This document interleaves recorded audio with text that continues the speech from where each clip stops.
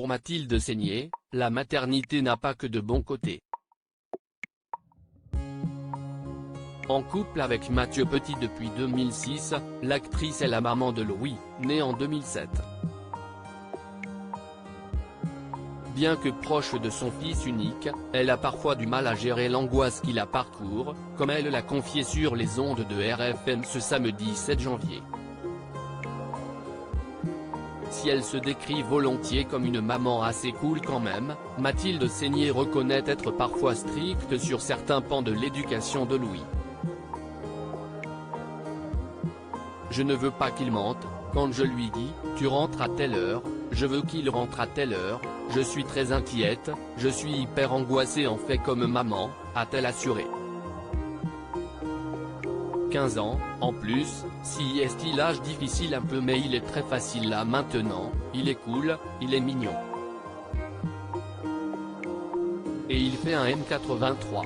Dans les colonnes de Paris Match il y a quelques semaines, Mathilde Seigner a fait de tendres confidences sur l'arrivée inattendue de son fils.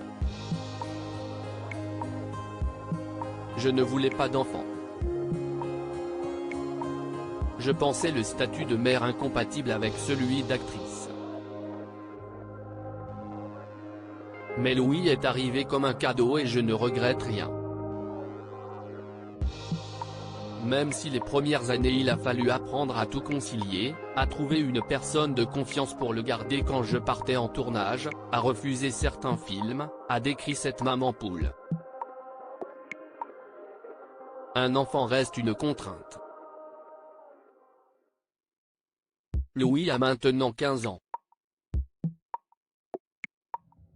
Il est très mature parce qu'il a grandi entouré d'adultes.